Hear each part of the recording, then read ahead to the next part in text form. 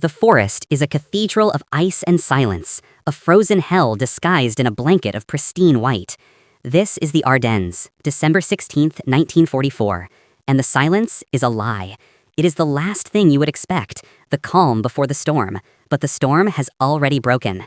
From the east, a low rumble begins to build, not of thunder, but of 1,000 engines, a metallic growl that vibrates through the frozen ground and up into the boots of the few, cold, unprepared American soldiers manning this quiet sector of the front.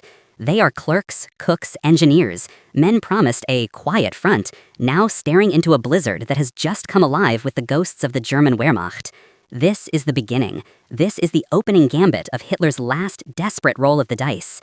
The Battle of the Bulge is not a battle, it is an avalanche, and it is crashing down upon them. But what if the avalanche could be tricked?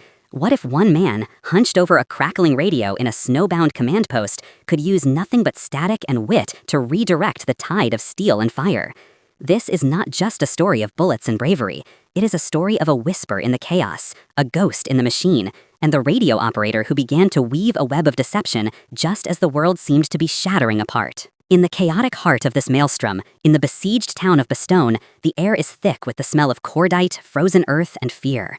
Shells scream in with a sound that tears the sky itself, followed by the crump of impact that shakes the very foundations of the world.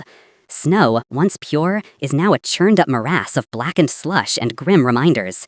Here, in a cramped, damp cellar that serves as a command post for the 101 1st Airborne, the atmosphere is just as thick with desperation.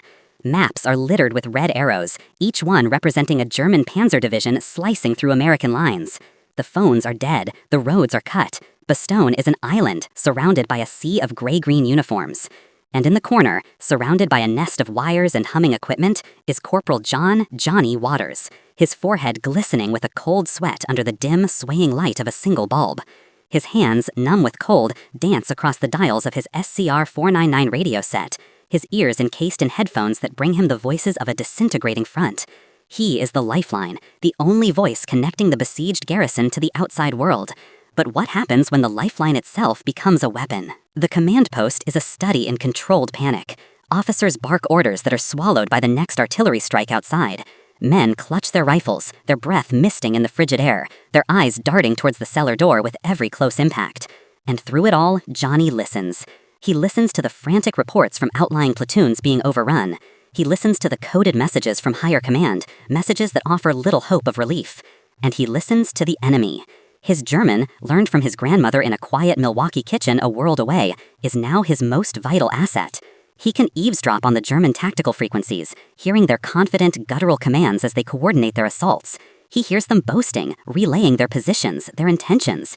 They think no one is listening. They think the Americans are deaf, dumb, and blind. But Johnny hears it all, and an idea, desperate and audacious, begins to form in his mind. It's a seed of a thought, born of impossibility. What if he didn't just listen? What if he talked back? The risk is unimaginable. If he is caught, if the Germans triangulate his signal, this command post becomes a prime target for a direct artillery strike or a company of stormtroopers. He would be responsible for the death of every man here, including General McAuliffe himself. But the alternative is to sit and listen as the noose tightens. He looks across the room at the haggard face of his commanding officer, Colonel Ned Smith. Smith's eyes are hollow, fixed on the map where the red arrows are converging like wolves. They are running out of time, out of options, out of hope. Johnny takes a deep, shuddering breath, the cold air stinging his lungs. He makes a decision. He switches his transmitter to a frequency he knows the German local commanders are using. His heart hammers against his ribs, a frantic drumbeat against the steady, ominous thump of the shelling outside. This is it. No going back. He keys the microphone. His voice, when it comes, is a miracle of calm deception, a perfect, clipped German accent filtering through the static. Achtung, Einheit 7. Verschieben Sie den Angriff auf den nordöstlichen Sektor. Schwerer Widerstand. Warten auf Verstärkung. He releases the key. The static returns. For a moment, nothing. Had it worked? Had they believed it? Had he just bought them precious minutes? Or had he just signed their death warrant? He waits, his entire body tense, listening for any change in the enemy's chatter, for any sign that his ghost has been spotted in their machine. And then, through the headphones, he hears it, A confused German commander, his voice laced with sudden uncertainty, responding to the phantom order. The voice on the enemy frequency is sharp, confused, demanding confirmation. Wiederholen Sie. Dies ist Einheit 7. Wir haben keine Meldung über Verstärkung. Repeat. This is Unit 7. We have no report of reinforcements. Johnny's blood runs colder than the Ardennes frost. This is the moment. One wrong word, one slip of the accent, one hint of American inflection, and the entire fragile illusion will shatter. He can feel the eyes of the command post on him, though no one is looking directly. They all sense the dangerous game being played in their midst. The artillery outside seems to pause, as if the very war is holding its breath. Johnny leans into the microphone, his mind racing, channeling the arrogant tone of a Prussian staff officer he'd heard in newsreels. Die Anordnung kommt direkt von der Kommandatur. Befolgen Sie die Befehle. Widerstand ist erbittert. Angriff ohne Verstärkung ist Selbstmord. The order comes directly from command. Follow your orders. Resistance is fierce. Attack without reinforcement is suicide. He injects a note of impatient fury into his voice, the kind that brooks no argument from a lowly field commander. He releases the key, his hand trembling. The static hisses back, a taunting, empty sound. Seconds stretch into an eternity. Then, the German commander's voice returns, subdued, resigned. Verstanden. Angriff wird verschoben. Understood. Attack is delayed. A collective, silent exhalation seems to pass through the cellar. They don't know what just happened, not exactly, but they feel the shift. The pressure on the northeastern sector, which had been building to a crescendo, suddenly lessens. The frantic calls from Fox Company on that flank cease their panicked reports. Colonel Smith looks up from his map, a flicker of confusion in his exhausted eyes. He glances at Johnny, who gives a slight, almost imperceptible nod. The colonel's brow furrows, understanding dawning. He doesn't smile, there are no smiles in Bastogne, but a new, grim respect settles on his face. Johnny has done it. He has weaponized the airwaves. But this is only the beginning. A single delayed attack is a reprieve, not a victory. The Germans are still everywhere. Their noose has simply loosened by a single crucial inch. And Johnny knows, with a sinking certainty, that he cannot stop. He has to keep talking. He has to become a phantom staff officer, a ghost in the German command chain, sowing confusion, redirecting assaults, buying time for a relief force that may never come. The next hours become a blur of intense psychological warfare. Johnny Waters transforms. He is no longer just a radio operator. He is a playwright, and the entire German 5th Panzer Army is his unwilling cast. He studies the captured maps, learning the German unit designations, their objectives, their style. He creates a persona, a Major von Schlieffen, a stubborn, cautious staff officer obsessed with avoiding casualties and securing his flanks. He issues orders to delay, to regroup, to reconnoiter non-existent American strongpoints. He creates entire battalions out of thin air, reporting massive troop movements where there are only scattered, desperate GIs. He feeds the German command structure a diet of lies, each one carefully crafted to play on their own fears and ingrained military doctrines. But the strain is immense. Every transmission is a high wire act over an abyss. He feels the German radio direction finders hunting for him, a phantom electronic scent on the wind. He has to keep moving his transmissions, using the briefest possible bursts, his heart in his throat every time he keys the mic. He is dancing with the devil, and the devil is starting to get suspicious. The breakthrough comes from an unexpected source. A patrol brings in a captured German lieutenant, young and terrified. During interrogation, the lieutenant, hoping to save his own skin, reveals a critical piece of intelligence. The Germans are suffering from a severe fuel shortage. Their mighty panzers, the tigers of the Ardennes offensive, are running on fumes. They are desperate to capture Allied fuel dumps intact. Johnny's mind, already spinning a web of deception, seizes upon this. Fuel, that's the key. That's the bait. He concocts his most audacious lie yet. He waits for a lull in the German command traffic, then, in his best Major von Schlieffen voice, he transmits an urgent, high-priority message. An alle Einheiten, Gefangenenaussage bestätigt, großes alliiertes Treibstoffdepot bei dem Dorf Foy entdeckt, intakt, Priorität 1 für Einnahme, sofort alle verfügbare Infanterie dorthin verlegen, Panzerunterstützung folgt. He paints a picture of a priceless prize, sitting undefended, just waiting to be taken. He knows Foy is a hotly contested village, but he inflates its importance 100-fold.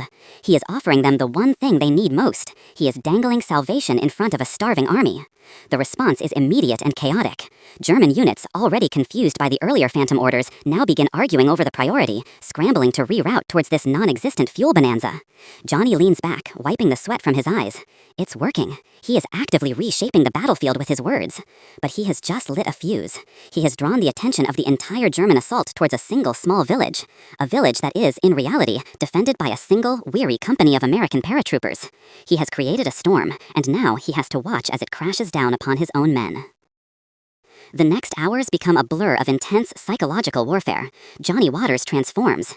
He is no longer just a radio operator, he is a playwright, and the entire German 5th Panzer Army is his unwilling cast. He studies the captured maps, learning the German unit designations, their objectives, their style. He creates a persona, a Major von Schlieffen, a stubborn, cautious staff officer obsessed with avoiding casualties and securing his flanks. He issues orders to delay, to regroup, to reconnoiter non-existent American strongpoints. He creates entire battalions out of thin air, reporting massive troop movements where there are only scattered, desperate GIs. He feeds the German command structure a diet of lies, each one carefully crafted to play on their own fears and ingrained military doctrines. But the strain is immense.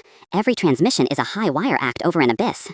He feels the German radio direction finders hunting for him, a phantom electronic scent on the wind. He has to keep moving his transmissions, using the briefest possible bursts, his heart in his throat every time he keys the mic. He is dancing with the devil, and the devil is starting to get suspicious. The breakthrough comes from an unexpected source. A patrol brings in a captured German lieutenant, young and terrified. During interrogation, the lieutenant, hoping to save his own skin, reveals a critical piece of intelligence. The Germans are suffering from a severe fuel shortage. Their mighty panzers, the tigers of the Ardennes offensive, are running on fumes. They are desperate to capture Allied fuel dumps intact. Johnny's mind, already spinning a web of deception, seizes upon this. Fuel. That's the key. That's the bait. He concocts his most audacious lie yet.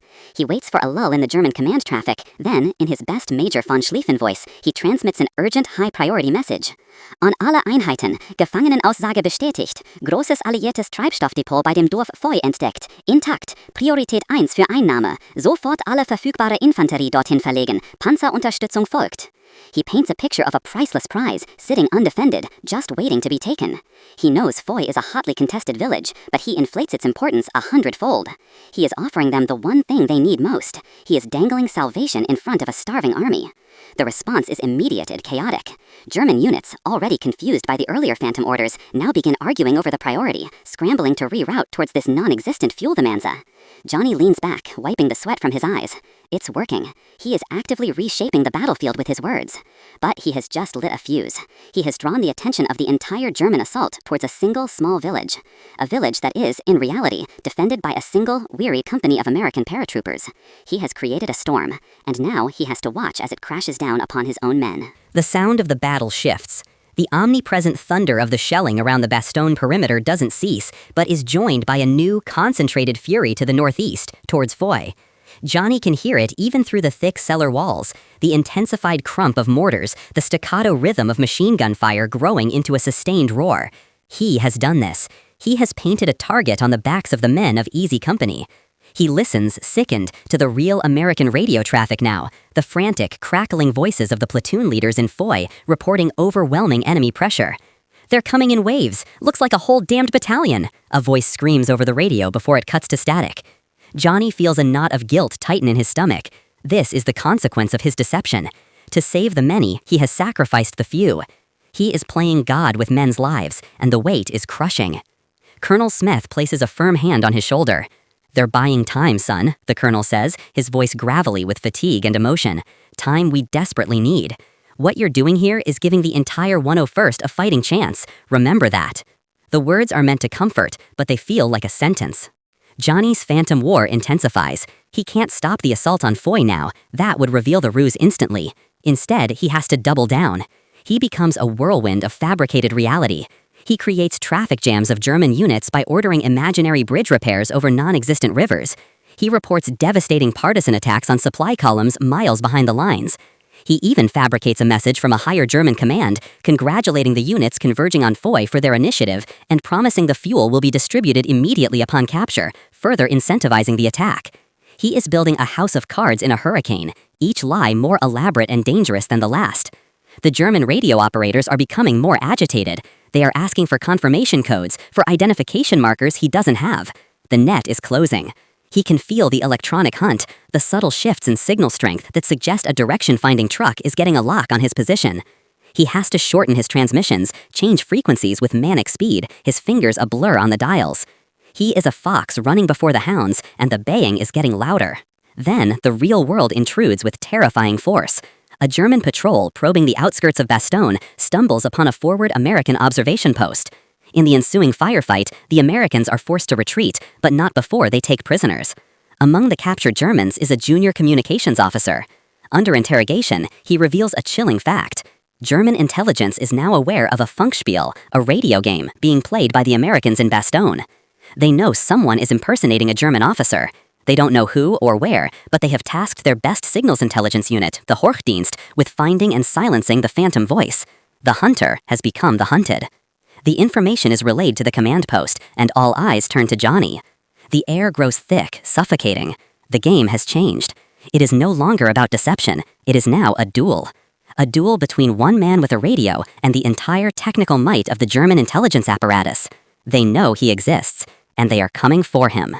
The pressure is unbearable. Every crackle of static, every burst of interference on his receiver now feels like the breath of the hunter on his neck. He knows their methods. They will use multiple direction-finding vehicles, triangulating his position by cross-referencing his signal from different points. The next time he transmits, he could be signing his own death warrant and the death of everyone in the cellar. He looks at his equipment, at the warm, glowing tubes of the transmitter. It feels like a beacon announcing their location to the enemy. He considers stopping. He considers letting the phantom Major von Schlieffen fade back into the static from which he came. But then he looks at the map, at the thin blue line holding Bastogne. He thinks of the men in the foxholes, freezing, starving, but still holding the line. He has to continue. He has to be smarter, faster, more cunning. He devises a new plan, a desperate one. He will use the Germans' own hunt against them. He will become a ghost that can be in two places at once. As the shelling outside intensifies, heralding another German push, Johnny Waters takes a deep breath, his fingers hovering over the dials. He is about to lead the hunters on a chase through the ether, a chase that will decide the fate of Bastogne. He switches to a new frequency, one he knows the Hochdienst is monitoring, and keys the mic, his voice dripping with false urgency, knowing that this transmission is a flare shot into the night sky, and every German listener is now turning their ears towards him. The voice of Major von Schlieffen crackles across the German airwaves, but it sounds different now, harried, paranoid. Achtung, Hochdienst, meine Position ist kompromittiert. Die Amerikaner haben meine Frequenz. Ich verlege meinen Kommandoposten sofort nach Marvi. Attention, signals intelligence. My position is compromised. The Americans have my frequency. I am relocating my command post immediately to Marvi. Johnny releases the T, his heart hammering. He has just thrown a rock into the hornet's nest. Marvi is a small village on the southern edge of the Bastogne perimeter, currently held by the Americans, but under constant shelling. It's a plausible location for a German officer to think a rogue transmitter might be. He waits, counting the seconds. Then he hears it, the sharp, professional chatter of the Hochdienst operators, confirming the intercept, ordering direction-finding units to focus on the Marvi sector. He has drawn their gaze. He has given them a target. But he isn't done. Before the hunters can fully reorient, he switches to a secondary frequency, one used by a different German corps. He changes his vocal timbre slightly, making it deeper, more authoritative. This is no longer Major von Schlieffen. This is a new phantom, a Colonel Strauss from a supposedly adjacent Panzer division. Einheit 7, ignorieren Sie vorherige Übertragungen. Marvi ist eine Falle. Der Funkspion befindet sich in Bastogne selbst. Konzentrieren Sie die Peilung auf das Stadtzentrum. Unit 7, disregard previous transmissions. Marvi is a trap. The radio spy is in Bastogne itself. Concentrate your direction finding on the town center. He is flooding the zone with misinformation, creating a hall of mirrors for the German listeners. Who do they believe? The frantic major in Marvi, or the confident colonel pointing back to Bastogne? The German radio traffic erupts into confusion. Arguments break out between units. The Hochdienst is receiving conflicting data. Precious minutes, then hours, are wasted as the German electronic hunters are sent on a wild goose chase, their efforts divided, their focus shattered. Back in the cellar, the tension is a physical presence. Johnny works in a frenzied rhythm. Transmit, listen, switch frequency, change his persona, transmit again. He is a one-man orchestra of deception, playing a symphony of lies on his radio. He fabricates a mutiny among German conscript units. He reports the sudden, miraculous arrival of American P-47 Thunderbolts through the overcast sky, causing German tank commanders to button up and halt their advances in fear of an airstrike that will never come. He uses every scrap of knowledge, every nuance of the German military mind, to keep them off balance. The pressure on the perimeter, while still immense, becomes disjointed, uncoordinated. German attacks launch late, or in the wrong places, or are called off altogether due to phantom reports of flanking maneuvers. The paratroopers in the foxholes, who know nothing of the radio war being waged on their behalf, simply know that the German onslaught has lost its rhythm. They fight with a newfound, desperate hope. They are giving as good as they get. Then, a new sound joins the symphony of war, the distant, deep-throated rumble of heavy artillery, but this time, it's from the west. It's different from the sharper report of the German guns. It's the sound of American long toms. A message crackles over Johnny's secure link to higher command, a message that sends a jolt of electricity through the entire command post. It's from General Patton's 3rd Army. They have broken through. The 4th Armored Division is spearheading the relief force, and they are closer than anyone dared hope. A wave of raw, unvarnished emotion washes through the cellar.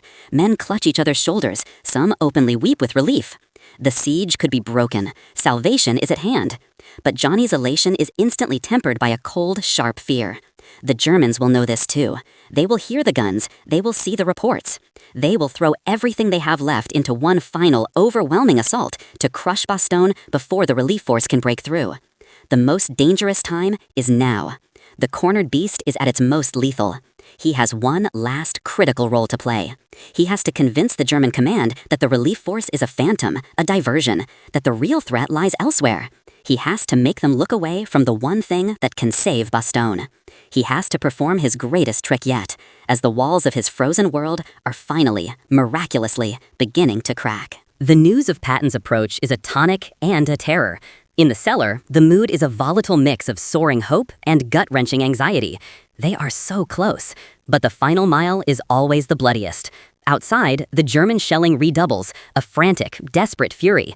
They know their time is short. The noose must tighten now, or it will be broken forever. Johnny Waters feels the shift in the German radio traffic immediately. The confusion he sowed is being burned away by a new, ruthless clarity. Orders are being issued directly from higher command, bypassing the chaotic local networks he has polluted. The phantom of Major von Schlieffen is being ignored. The Hochdienst has likely deduced that the conflicting signals were a ruse and is now focusing its full, undivided attention on the legitimate American transmissions, trying to pinpoint the command post for a final, killing blow. Johnny's window for active deception is slamming shut. He needs a new plan, a bigger, bolder lie, one that can't be ignored. He studies the map, his eyes scanning the tangled web of roads and villages around Bastogne. The 4th Armored is fighting its way up from the south, from the direction of Assenois. That is the lifeline. That is the truth. So he must sell a lie that is more compelling than that truth. He decides to create a phantom American army. He switches to a long-range frequency, one that German high command would likely monitor. He adopts the persona of an American signal officer, his voice strained, his English perfect but laced with panic. He doesn't use code. He speaks in the clear, a desperate, unmistakable plea. Eagle base to any Thunderbolt element, come in. Our position at Houffalize is untenable. I say again, main assault force at Houffalize is cut off and taking heavy casualties. We cannot hold without immediate support from the 4th Armored. Divert all forces to Houffalize immediately. This is a priority 1 request. Houffalize is a town a significant distance to the northeast of Bastogne, far from the actual relief route. He is creating a colossal fiction, a major American offensive in a completely wrong direction, an offensive that is now supposedly on the verge of catastrophic failure. He sends the message twice, then falls silent, listening. The reaction is not immediate, but it builds. He hears German intercept operators relaying the message. He hears the surprise in their voices. Could the Americans be that foolish? Could they have committed their main force to such a vulnerable salient? The beauty of the lie is its plausibility to a paranoid enemy. They expect deception, but they also believe in American arrogance and military blunders. For a critical few hours, the German command is thrown into a fresh debate. Is the push from the south just a feint? Is the real battle happening at Houffalize? Intelligence reports are re-examined, maps are scrutinized. The German commander, General von Ludwitz, faced with conflicting data and the ghost of a non-existent American army, makes a fateful decision. He holds back a critical mobile reserve, the Panzer Division's reconnaissance battalion, and orders it to be ready to counterattack towards Houffalize just in case the phantom threat materializes. It is a victory woven from nothing but air and audacity. Johnny has forced the enemy to keep one fist clenched, unable to throw it at the real threat. But the duel is not over. The Hochdienst is now feverishly active. They have isolated the signal from the Eagle-based transmission. They know it originated from inside Bastogne. They now have a firm lock on the general area of the command post. Johnny can feel it in the ether, a tightening, a focusing of hostile intent. The shelling outside changes pattern. It becomes more methodical, more targeted. They are zeroing in. An officer rushes down the cellar steps, his face pale.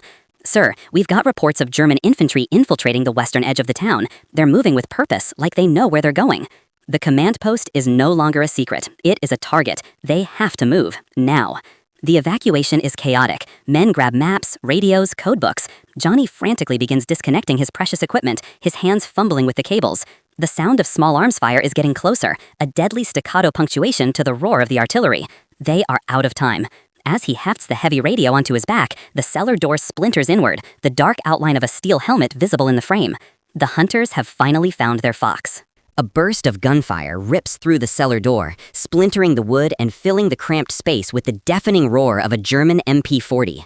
The American guards at the top of the stairs return fire instantly, the muzzle flashes blinding in the dim light. "Get down!" someone screams.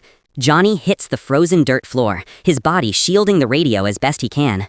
The world narrows to the vicious exchange of fire at the entrance, the guttural shouts in German, the sharp replies in American English, the grunt of a man hit, the clatter of a falling weapon. This is it. This is the end of the line. All his clever words, his phantom armies, his radio tricks have come down to this brutal, close-quarters fight in a cellar. He can see Colonel Smith, pistol in hand, firing methodically up the stairs, his face a mask of grim determination. They are trapped. But the paratroopers of the 101st are not men who surrender easily.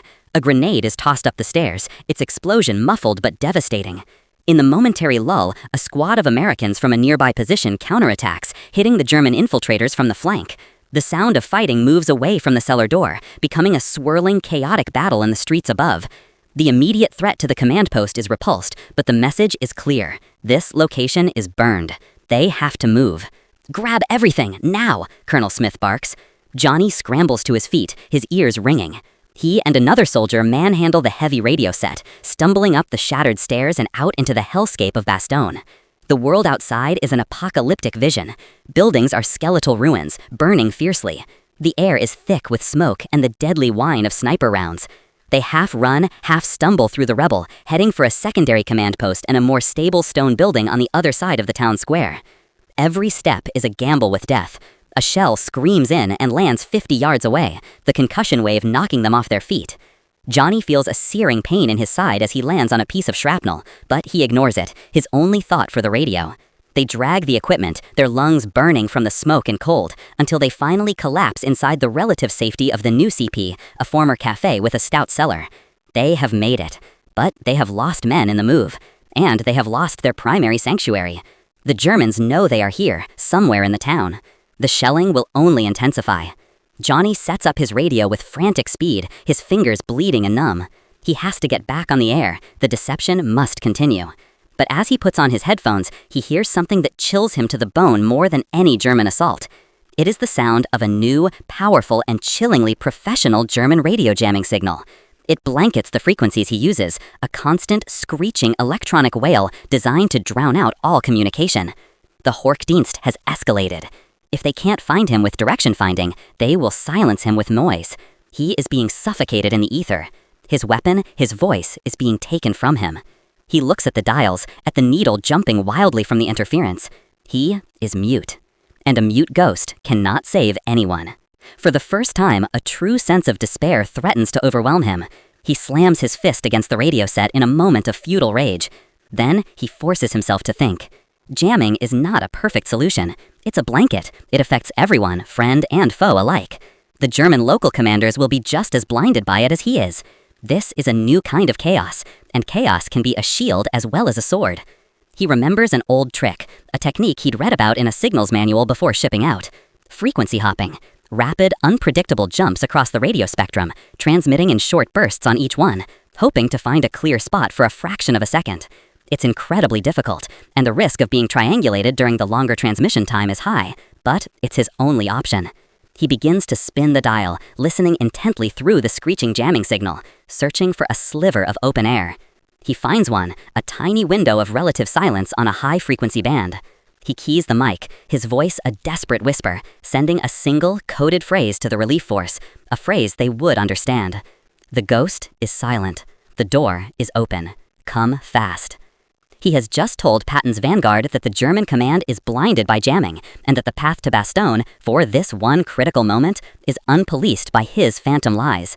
He has used the enemy's attempt to silence him as his final, most brilliant piece of misdirection.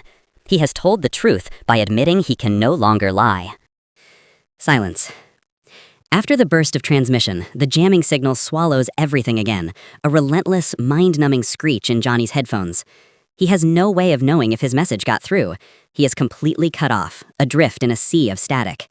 The only sounds now are the real-world sounds of the battle for Bastogne reaching its terrifying crescendo.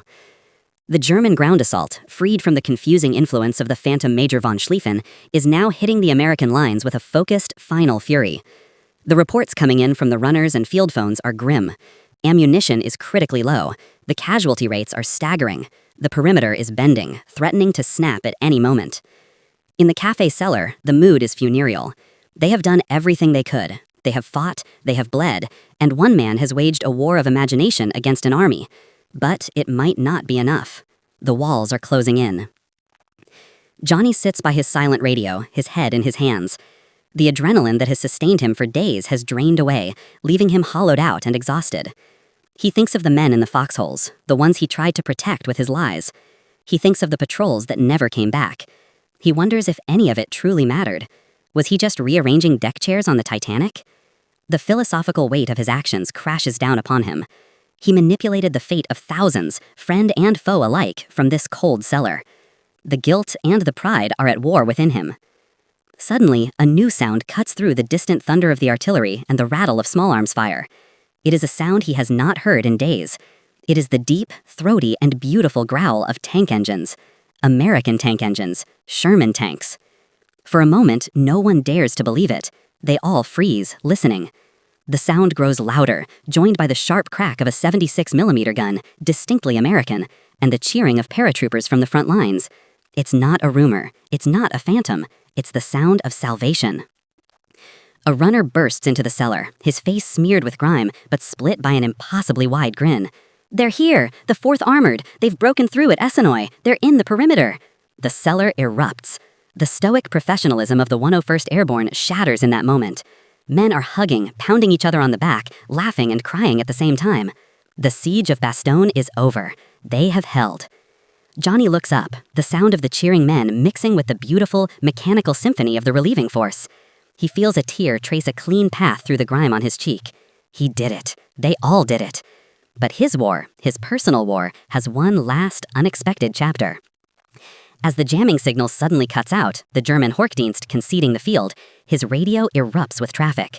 It's the relieved, triumphant chatter of the American forces linking up. And amidst it, he hears one last faint German transmission. It is a voice weary and filled with a grudging, horrified respect. It says, in clear German, "Der Geist von Bastogne, war überall und nirgends." The ghost of Bastogne, he was everywhere and nowhere. Then the frequency goes dead. The Phantom has earned his epitaph from the enemy themselves. The relief of Bastogne is not the end of the Battle of the Bulge, but it is the turning point. The German offensive, which had punched a deep bulge into the Allied lines, has had its tip broken against the anvil of the 101st Airborne and the ring of steel forged by Patton's Third Army. In the days that follow, as the Americans go on the counteroffensive, the full story of the radio deception begins to filter out. Johnny Waters is quietly recommended for a Distinguished Service Cross, his citation a masterpiece of understatement, detailing acts of extraordinary ingenuity under fire. But the real reward is in the eyes of the men who shake his hand, the paratroopers who know, on some level, that the strange lulls in the fighting, the misdirected German attacks, were not just luck. They were the work of the ghost in their machine. As the battered but victorious 101st is finally pulled from the line, Johnny takes one last look at the shattered town, at the frozen fields where so many fell. He thinks of the weight of a microphone, the power of a lie, and the thin electronic line between victory and annihilation. He knows he will never be the same. But as his truck pulls away, joining the long convoy leaving the Ardennes, he hears the distant, fading sound of a radio playing, and he allows himself a small, quiet smile. The ghost of Bastogne can finally rest. The war moved on from the Ardennes, pushing relentlessly into the heart of Germany, but the echo of the Bulge never truly faded. For Johnny Waters, the memory was a permanent fixture, a cold spot in his soul that the spring sun of a liberated Europe could never quite warm. He was hailed as a hero, though the public story was sanitized, the dark, desperate details of his psychological warfare buried under classifications and a military preference for simpler narratives of infantry valor. He carried the knowledge alone, a heavy burden. He had saved lives, yes, but he had also, indirectly, sent men to their deaths with his fabrications. The concentrated attack on Folly, the units he redirected into ambushes, these were not abstract chess moves, they were decisions with blood consequences. In the quiet moments, in the dead of night, the voices of the German commanders, confused and then determined, would sometimes return to him. He had peered into the abyss of total war, where truth was the first casualty and deception was the only weapon left, and a part of him had remained there, in that frozen cellar, forever. Years later, a retired Colonel Waters, his hair silvered but his eyes still sharp, found himself in a quiet military archive, granted special permission to view the declassified after-action reports of the German units that had besieged Bastogne. He was researching for a book he knew he would never have the heart to write. As he pored over the translated documents, his breath caught in his throat. There, in the official war diary of the German 5th Panzer Army, was an entry dated December 23, 1944. It detailed the crippling confusion sown within their own command and control. It spoke of phantom orders and a shadow staff officer who disrupted their timetables at critical moments. The report's author, a German intelligence analyst, concluded with a sentence that made Johnny's hands tremble. The enemy in Bastogne possessed not only the courage of a cornered animal, but the cunning of a fox. We were not merely outfought, we were outthought. Our own communications network, our lifeline, was turned against us by a voice in the static, a ghost we could never silence. The validation, arriving decades later, was profound. It wasn't just his memory, it was history itself acknowledging his impossible, silent war. The legacy of the Ghost of Bastogne, however, extended far beyond a single footnote in a German war diary. The radio deception employed in those desperate days became a foundational case study, a secret textbook for a new kind of warfare. In the hushed corridors of the newly formed CIA and the electronic warfare divisions of the Pentagon, analysts pored over the transcripts of Johnny's transmissions. They saw in his actions the blueprint for the future, the potential to win battles not just with bombs and bullets, but with information. The techniques he pioneered, the psychological profiling of enemy commanders, the creation of entire fictional units, the art of the Funkspiel, would be refined and deployed in future conflicts, from the Cold War shadows to the deserts of the Middle East. The ghost he created had become immortal, a specter in the machine of modern military strategy. Johnny Waters, the man from Milwaukee, had unwittingly become the father of tactical strategic deception in the electronic age. On a bright, crisp autumn day, an old man stood before a monument in a quiet Belgian field near Bastogne. The Martisson Memorial stood as a silent, stark testament to the American lives given in the Ardennes. He wasn't there for the grand ceremonies. He came alone, as he did every year. He placed a single small stone at the base of the memorial, a personal tradition. He then walked to a quieter spot, overlooking the woods where the fighting had been fiercest. He closed his eyes, and for a moment, he was back in the cellar. The cold, the fear, the hum of the radio, the weight of the microphone in his hand. He could hear the shelling, the shouted orders, the static hiss. He could feel the immense, terrifying responsibility. But now, mixed with the pain, was a sense of peace. He had done his duty. He had used his mind, his unique gift, to stand against the darkness. The ghost had done his work. And as the wind whispered through the tall, peaceful pines, a wind that no longer carried the smell of cordite and death, John Waters finally allowed the Ghost of Bastogne to fade, not into nothingness, but into history. Its duty done, its echo eternal in the silent, hallowed ground.